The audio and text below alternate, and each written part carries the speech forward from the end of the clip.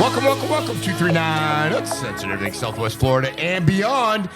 And we have the first guest of the year for 239 Uncensored. We have Commissioner Dan Kowal, good friend of mine, helped me out a lot. Dan, welcome to the studio.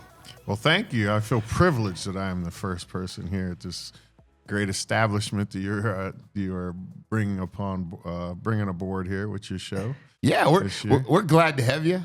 We've known each other for a long time. I think it's probably been 20 years, and I feel we've become very close in the last couple of years because you're instrumental in obviously your background in politics, and I ran for a position. You know, we had a lot of conversations and just real good quality conversations, and it means the world that you're here today. And we're going to talk about some fun stuff. We're not going to get in too deep with the whole county commission stuff, but just a little bit about personal side. I know you had the opportunity to go up and see the inauguration. You've worked with many of those in the past because Army veteran. Law enforcement for about 30 years, right? Yeah, around 28 years. 28 total. years. Yeah. Just a lot of experience and just a lot of things that you bring to the table here in Collier County. Yeah, I mean, it was different being on the other side. I had the opportunity, was Clinton's last inauguration and Bush's first inauguration. But at that point, I was working with the U.S. Capitol Police, and I was the last one, I was on the dignitary protection team already. So I kind of had the behind the scenes, and when you're one of the leadership or had a protectee, you don't get to enjoy really anything. You're just on the move. You know, right. they're dipping and diving. They're dropping in at this event to this event, and you know, so it's a little different. It was a lot different seeing it from this side of it. You know, where you're attending his events. I mean, I had put a tuxedo on for 3 nights in a row. Looking good too, by the way. Good looking, and obviously Lauren Maxwell, your wife, makes you look good. Yeah, and you know I know she dresses you. Not necessarily, not really. But you get that little fashion touch, and I think you know. You know, people you see me. good. They see me out. You know, I'm usually like this. You know, I got a shirt, a vest on, or something. I kick around. I wear like the cargo pants and work boots. That's how I roll every day. If I'm not doing the commission stuff, but people don't realize when I was on dignitary protection team, I had to look like the protectees, man. So I had a whole closet full of suits, looking sharp in my former life. Yeah. So I had to blend in to the environment. So, and that's good you bring that up too, because being in law enforcement for as many years as we've been, had 31 in, and you pretty much know what you're going to wear the next day, almost every day, right? So it's pretty easy. I mean, now I kind of like when I have. I wear this. You see the 239 Uncensored red shirt, or you have the 239 Live, or black pants and jeans or something like that. But every day I kind of like wearing similar stuff because it's easy. Yeah. Being in law enforcement, tell us a little bit about what it's like, and I'll fill you into on how I feel about putting that on every day. What was that like over those years? 28 years, 31 years for me. Well, like you and me, we both like. Young men, we were like, you know what? Let's join the military. And you joined the Air Force. You served our country in the Air Force, and I served in the U.S. Army. And it taught you an esprit de corps. I mean, you saw that uniform, and it meant something. And there's a history to that uniform, and you had to have a little bit of self-pride when you looked at it and when you wore it. So I was always one of them guys. I took it serious, man. My boots were always shined, pressed, starched. Creases, the whole deal. And even when I got out of the military, I carried that on even in my law enforcement career, because I always felt that if you look like Pete Joe shit the rag bag, hate to say it, you're going to be treated like them. Sure. You're not going to be respected. Sure. So I think just the presence, just the command presence, when you roll up on a scene and you have that it starts the whole conversation. First appearances, you never get back. It's one-time chance. So if you show up looking like a sack of potatoes, you're going to be respected like a sack of potatoes. But if you show up with sharp creases, shine boots, and a tight haircut, you already set the tone. So, and I always thought that was important. And when I saw the uniform, and I even like with the Collier County Sheriff's Department coming here, there's a steep history in that uniform. There's reasons people don't know. We always wear the gray uniform, where you look at most sheriff's departments wear a green, combination of some sort of green. And, they have their own history, and that's why they wore that certain color. And as a young officer or a young soldier, you need to understand that that there is a history, and now you are carrying that history on. No matter who's in that uniform, the uniform stays on before you, after you're gone. Somebody else will be wearing that same uniform, and hopefully they respect it the same way you did. And that, to me, it means a lot. And I felt like whoever I inherited that from, I needed to carry that on. And even if, I was a motorcycle cop too for like 5 years, 6 years. And that's a whole other thing. Yeah, we're going to talk about that. We have some fun times with the motorcycle cops. Yeah. But yeah, so, when you put that uniform on every day, you put that badge on every day, or, whether you're in the military, you put the stripes on, you go to work, you got to uphold that. And there has been some conversation with men and women that have killed cops in the prison. And they've asked these men and women in prison that are cop killers and said, why did you kill this police officer? Why did you choose this person? And they said, because you said he looked like he or she looked like I could take them, and they didn't look fit in their uniform. So, you could be a bigger guy, you could be a smaller guy, but wear a uniform to fit you. And I've always been a big proponent of that, making sure you look sharp, because it's part of officer safety, without a doubt. Yeah, no doubt. There was definitely a study done by the FBI, and it showed that exactly what you said. In their mindset was, I can take them. Because if they look like that, I can take them. Yeah, so they don't, So every little thing counts. You hear all these I don't know if you guys ever heard that guy that does that motivational speech. He's an admiral, former Navy SEAL, and it's just making the little the bed things. Yeah, making every the day. bed. Yeah. It's the little things. Yeah. That if you can't do the little things right, how you expected to do the big things right? Amen. So it's my mindset, and I hope most people kind of take that and. Yeah, and I know having that law enforcement background, you're currently one of our county commissioners, do a great job at it. How has that law enforcement background, military background, helped you be a better county commissioner? Well, it definitely helps to the fact that I spent 20 years in this county that I represent as a county commissioner, because a lot of people have to understand the county commissioners, we get the information, we're the last ones to get it. This stuff's been vetted. It's been looked at by staff, AHOC boards, and everybody gets a crack at it. Then it comes to us in that dais, and it's presented to us that day, because we're not allowed to talk amongst ourselves about what's coming or how we're going to look at a problem or an issue. We have to hear it from the dais, when the other commissioners hear it, and then we have to feed off of each other and kind of see how the other one's reacting or which way you think they're going. But in reality is, what I bring to the table is my eyes have seen the other side of Collier County. I've seen the good and the bad.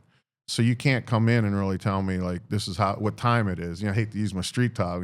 Come in and tell me what time it is. Yeah. When I know that that's not really what it's like, or that particular area has never been like that or whatever. Yeah. So I kind of, I digest it all, man. Communication, 99% is listening, So I take it all in, and then I make a conscious decision. I look down the aisle, and I see my other guys are nodding their heads, or they're nonverbals, and I know which way they're leaning. And if I feel it's something important, I'll make a comment that maybe bring something to light that maybe they're not thinking about, and get the head nodding, Yeah, no, yeah. But believe it or not, it helps, because you've probably done, and I've done, interview and interrogation classes, and you learn how to read people, nonverbal cues. Because verbal's only about 25% of it. Yeah, 25. If that. Nonverbals, you pick up on them. And if you know how to read them, you can really use them to your advantage. Yeah, and working in traffic, I know working on motors and being in traffic and having the ability to go throughout the county, which I was fortunate enough to do as well, working in street gangs for as many years as I did. Where all the nooks and crannies, when they're talking about Farm Workers Village, when they're talking about Naples Manor, they're talking about Naples Park. Believe it or not, there's commissioners and there's members in the county that have never been to those areas. There's people that have never been to Immokalee that live in Collier County for 20, 30 years. Oh, yeah. And I'll guarantee it. The ones that come up to the podium and, they give their little speeches and, say I've lived here for 4 or 5 years and this is the way it should be. I can guarantee they don't know Immokalee even exists, what Immokalee even consists of, and what roots that created Immokalee. Because there's a deep, deep-seated roots of farm working villages and farm workers, and they created that community and what it is today, there's nothing bad about it, but in reality, it's a totally different environment than what you get in downtown Naples. I mean, they're just one end of the spectrum to the other, and you can't treat everything the same exact way. Yeah. You have to understand that. Yeah. So that's what's important to know in these other nuances about the county itself. Yeah, if you were in your law enforcement capacity or as a county commissioner, if you were granted like a superpower, right? I've got a superpower. What superpower would that be, and what would you probably try to change? This is kind of like a question that I like to throw out there to most of my guests because it's interesting. That is a good question. If I had a superpower, I guess the superpower would be to have the ability to pre-vet the people that come here and invest their money and build their homes, because then I wouldn't have to worry about it because it'd all be alike. Yeah, but we don't have that luxury. Yeah, how about like Superman? He has the ability to look through a wall. Well, maybe you can look through somebody and think what they're thinking, because we say this a lot. Like people say, I moved from New York. I moved from this place to get away from that. But then they bring that same mindset with them. Yeah, I know. Exactly. I wish that would be a good power if you could just read people and see what their real intentions are. But we're not there yet. And listen, we're not East Germany either. We don't put a wall up. Yeah, people have a right to live wherever they have the ability to live. Yeah, in this country, that's what makes it great. We have the right, the liberty to move around and be free. And if you have the means and the ability to live in Collier County, downtown Naples, Port Royal, wherever it may be, and you have the money in your bank, you have the right to do it. What's it like being a commissioner for probably one of the richest zip codes in the United States? Is that got its challenges? Yeah, I mean, in reality, you're right on. In the zip code itself, in District 4, the main one right there, is probably per capita the wealthiest zip code in the United States of America. The challenges that I see and what I feel a lot is that these people are wealthy. They are successful people. They come from backgrounds of success. These people are used to being the alpha male in the room, alpha male or female in the room. They're heads of corporations. They were CEOs of big boards or funds. That's why they're successful. And now they have nothing to do. They're here. So what they do is they like to come and still be that alpha person. They come to our meetings and they tell you how it's supposed to be done. All right. In reality is that we're going to do it the way we feel it's going to be done, the right way, that it helps everybody, But there's a lot of that here that everybody's the alpha, because they were at one point in their life. They were, the head of this corporation or the owner of this company. They had that ability. But they don't have a lot to do right now, so they like to read the agenda and show up to our meetings and give us their 2 cents of how things should be run down here. Because of the way they grew up. Because that's the way they did it up there. Yeah. But it is what it is. But one thing I will though say is you talked about listening, and you're real good at it.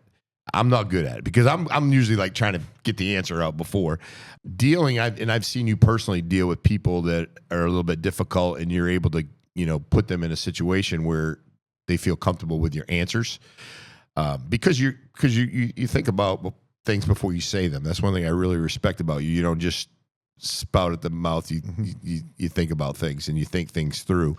The direction of Collier County, I think we have really, people talk about the traffic. They talk about, the issues, and Collier County's getting to be crazy, and we've heard that ever since we've lived here. Every year I've lived here for 34 years. Everybody said that every year, and like you said, people have the means to live here. They have property rights. They want to build something. They want to, have a zone change or whatever. If they can do that, then that's something that's going to be heard. How do you feel that we're doing as a county overall in managing the growth here in Collier County? I think we're doing pretty good. People might not want to believe me or not that I say that, but I think we are. And a lot of people have to understand there's a lot of moving parts behind the scenes when it comes to infrastructure and stuff like that to prepare for the growth.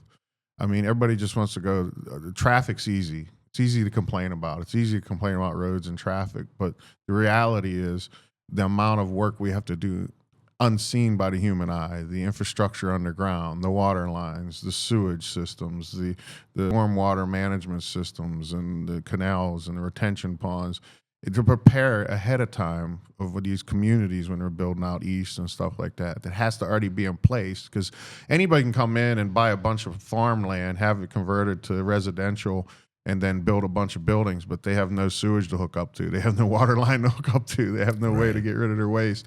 It doesn't do them any good. So we're always working 5, 6, 10 years ahead on things now that should be taking place 10 years from now, that they're foreseeing the growth.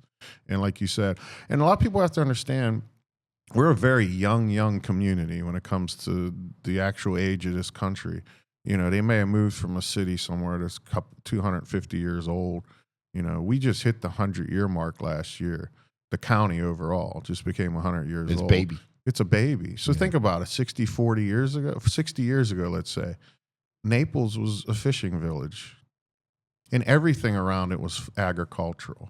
So anything you live on now, you consider as old Naples, wasn't. It was a farm. Right. It was agriculture, and somebody converted it. So there's no different than when people get mad at us as well. You're converting that to residential. Well, everything in this county was agricultural at one point, and every part of it was converted to residential at some point. Somebody had the idea, and somebody had to ask to do it, and invested their own money and did it. So in reality, we don't have much buildable land left that's available to the people to build on in this county.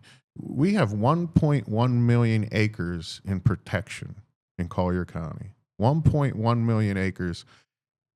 Every residential, commercial piece of property we have in Collier County only equates to 198,000 acres. Think about that. Mm-hmm. And a portion that's already built out. That includes the city of Naples, Marco Island, things that have already been built for 60 years. So what's left out of 168,000? Compared to the 1.1 million we'll never put a shovel in. And people, that brings it to light, right? We're shoveling everybody down in that small patch in this largest county east of Mississippi River. Every time I go to Fort Lauderdale, I get to the 51, the 50, and I'm like, we're still in Collier County. It's like a long way. So tell me a little bit about your days riding a motorcycle in Collier County as a police officer. Because when people come to you and they complain about traffic, you know exactly what corner they're talking about, what street they're talking about. But what was it like being a police officer on a motorbike? Now, I can tell you, I'll be honest with you, I've ridden motorcycles since I was just a little kid. And I think you guys even come to me and said, "Hey, Chief, we want you to jump in that class." And I said, "No, I'm not doing that class. That's a hard class." Tell me a little bit about that, just being a motor cop in Collier County and what that entails, and what that's all about. Yeah, I'll tell you, it ain't no joke. I mean, I was in the military. I did a lot of different things, different classes and courses that were hard. And even in law enforcement, going through my special agent school in Glencoe, Georgia, with the feds, and in these academies. Police motor school is probably one of the toughest schools I ever did, mentally and physically. Wipe out. I'm not gonna lie. It was you pick, and I went through in the month of July, and when we used to train with Lee County, and the head master instructor was out of Lee County, so he certified everybody, and he always taught on the old shutdown tarmac up at RSW in July. So you're like, that's about as hot as you can ever be on an asphalt tarmac, pushing a 1,200-pound Harley Davidson around, which you probably drop. The first day, what they do is knock the bikes over, and they say, pick it up. And I think in my class, out of like 20 people, 2 people couldn't pick it up. That's it. They washed out right then and there. Yeah. You're done. Because if you can't pick your own motorcycle up, then you're done. Yeah. So, then they teach you a technique, and if they still can't pick it up, then they're done. Yeah. But there's techniques to it. But you will pick that bike up 1,000 times in those 4 weeks. It's not tough. It's crazy. Yeah, because they were like, yeah, jump in the class. And then I talked to a couple of people. I'm like, I can ride bikes. I used to race the motorbikes and mini motocross and all. And then I got thinking about, I don't want to be dumping that bike. And then, like you said, July on the blacktop, I'm like, I'll stay up here at the office. Yeah, it was no joke. And at one point, we're riding in a group, and you have to learn how to ride next to your partner, to the guy to the left or the right. And you have to maintain about a 16-inch space. And this is highway speed. Yeah. So the instructor comes flying up next to you and he starts kicking the back of your bike. He's like kicking it as hard as he can with his motor boot. And he's just trying to demonstrate that the gyro effect of a motorcycle, you will not go down. Yeah. It's just physics. The motorcycle wants to stay up and it wants to keep moving. And a lot of people don't realize that. But, digress that, what I've seen most of the time our traffic issues in Collier County is usually because somebody has a little fender bender on a congested road during rush hour.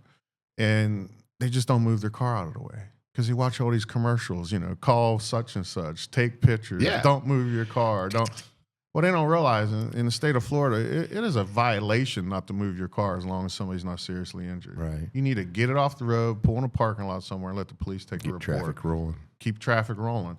But they don't. They sit there, and now you got on Mockley Road, you got 4 or 5 miles backed up.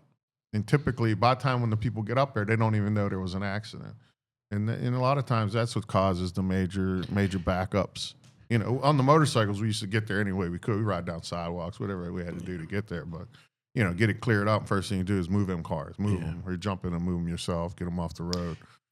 But and talking about bikes again, motorcycles, police officers, there's been a lot of tragic deaths.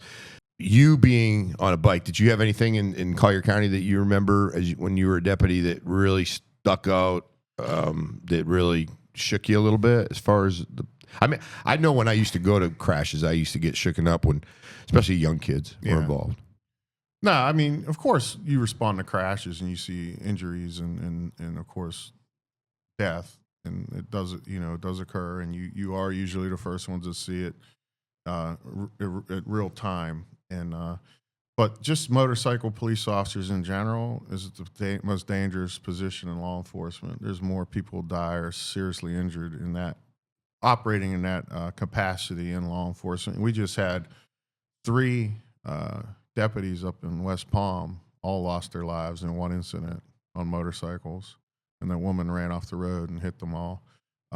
But there's no protection on you in those things. You get hit, you get hit. I used to tell my wife, I'm not going to die of a bullet. I'm going to die of a Buick. Right. Yeah. No. Yeah. It's true. It's sad but true.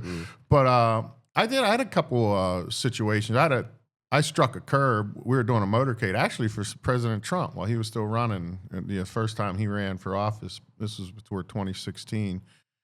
He did an event at the Hertz Arena. We all help each other out. Yeah, we all help each other out, especially in a presidential motor. Well, he wasn't president yet, but he still was carrying Secret Service because he was the front runner. And I was on tree line, and I hit a little bit of gravel, dirt, and I'm trying to get out ahead of the motorcade, and I'm probably clipping along about 110 on the Harley, and I felt the back end start coming around. When your back end starting to outrun your front end, you want to get that, want to get off it real quick. Yeah. So I'm off it. I'm riding up on the tank, getting my weight up there, and I'm like, there's a cutout for a turn right there. I'm like, I'm not going to make it. And I look to my rear view, my mirror to the right, and I probably had about 3 more motorcycles coming up over 100 mile an hour to my right.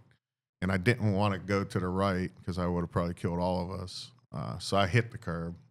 I took the curb with the front tire and blew the front tire. And I don't know how I held it up. I never dropped the bike.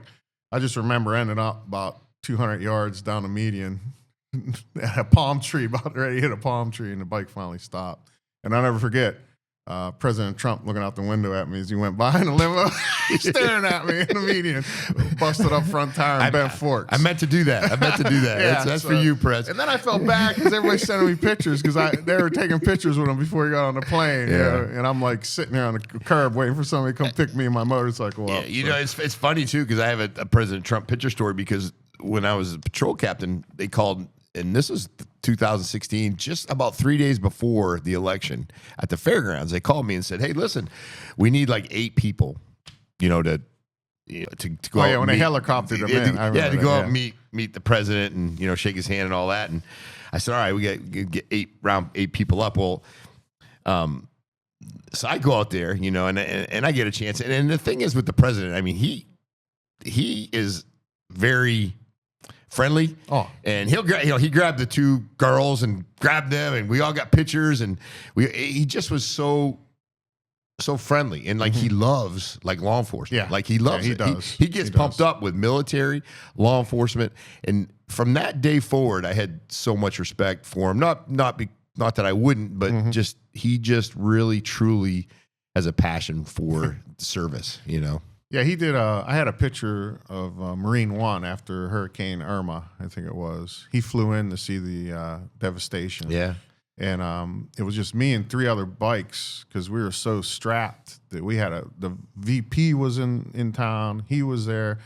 And we didn't have a whole lot of coverage because the hurricane was still just like, it just had happened. It was about a day or 2 after, and we still had debris on the roads. Was Pence in here too? Pence was here at the same time. 2 times. You had a vice president and the president. Yeah, at the same location. Yeah. And so I had the task to get Trump back to the airport to Marine One. And there's a picture of the 3 motors, Marine One, him inside, us like escorting, on the tarmac, riding past it. So I had this picture, and he had come into town for something, and I had his handler. I says, "Hey, I got this picture. This is me on the motorcycle. Would you think the president, would sign this?" They go, "Well, we can't guarantee anything." So I didn't even think anything of it. And about 2 months later, I get a package in the mail. President of the United States of America. I opened it up. It says, "Dan, you're the best." That was signed great. Donald Trump. Appreciate you. But he is truly, he does love police. He does love military, and it shows. Takes his time because you see him. I think when people saw the president, even in his first term, you saw him always on the defense because no matter who he talked to in the news or he was doing an interview, they were trying to get a got you on him. They're always trying to do a got you on him because they were just, their marching order was to make the guy look bad. Absolutely. But when you had him outside of that environment, he was a funny guy. He's just a good guy. He just is. He loves life, and he definitely loves hanging around the police and all that stuff. So. Yeah, one of my goals is before, in the 4 years is 239 Uncensored. President, we need you on this podcast. I know you're going on. I know you're going on the other ones, but we need you on this podcast. We're friendlies. Yeah, we're super friendlies. What's the spirit? You just got back from D.C. I mean, I've been talking not just to my friends and some people that I think that were even on the left side are kind of excited. But the spirit in this country, I don't think has ever been, since I've been alive, more exciting. The opportunity that we have, the things we have going. I'm pumped up. I go home and watch the news, and he tires me out. Like I'm sitting there going, President, you did all this stuff today, and to think about what was done in the last 4 years compared to what we've done this week is amazing.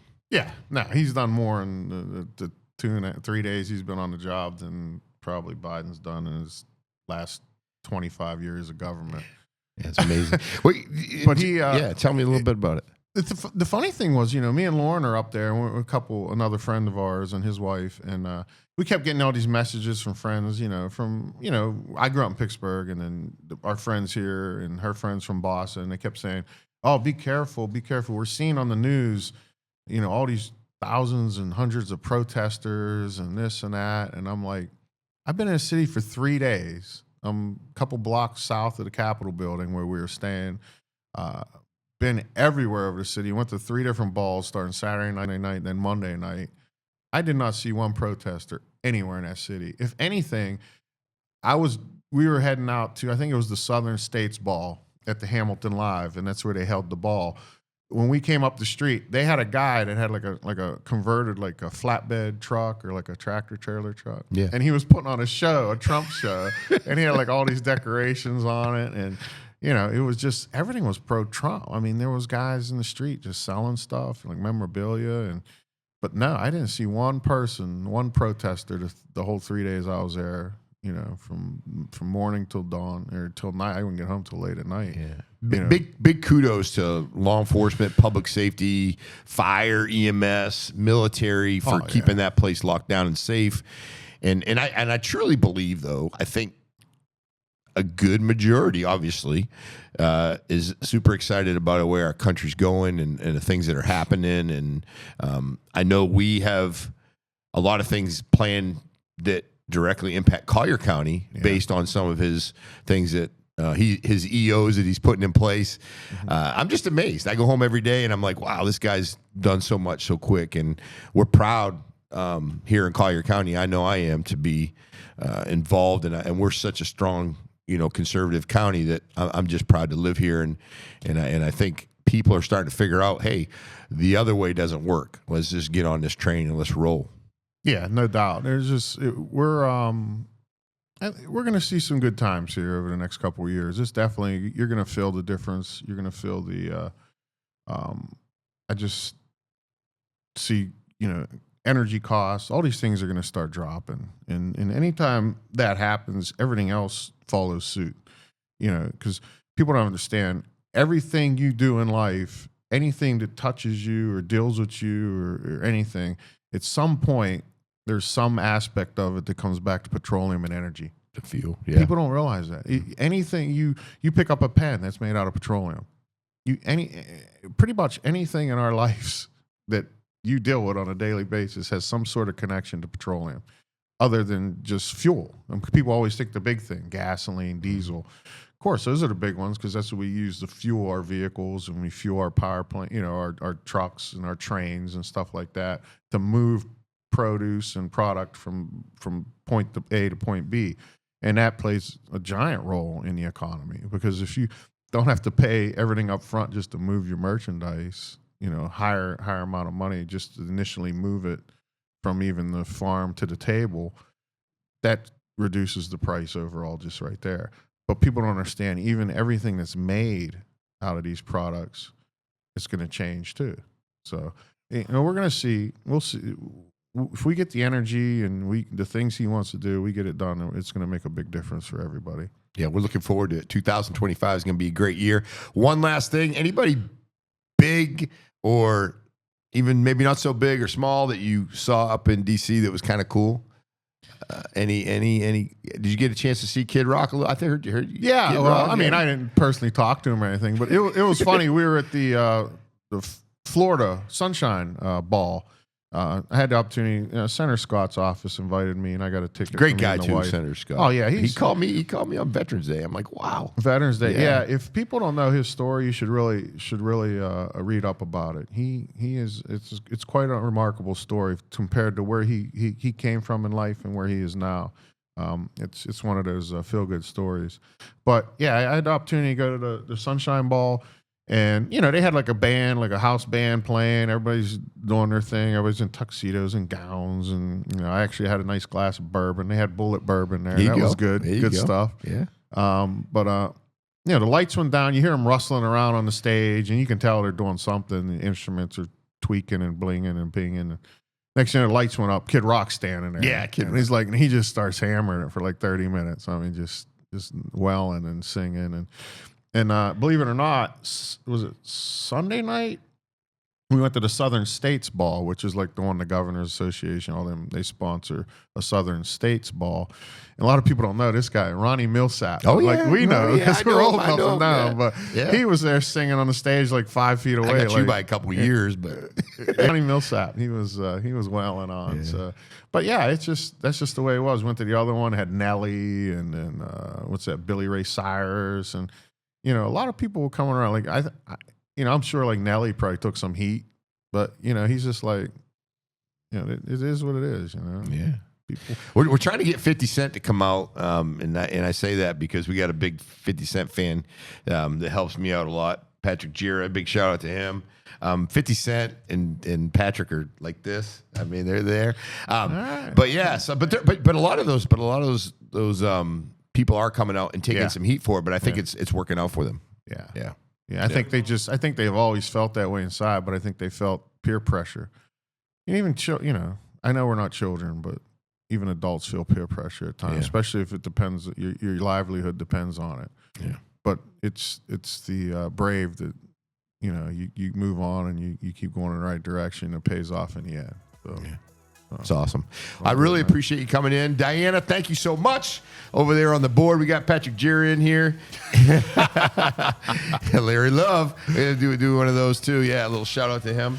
But no, got to count the Monte Cristo rolled up on me. Yeah. We'll get that. But thank you so much for coming in. You're welcome anytime. Anything big comes up, I did talk to you. Yeah. We're here. I consider you, a golden friend. You and Lauren, huge fans of both of you.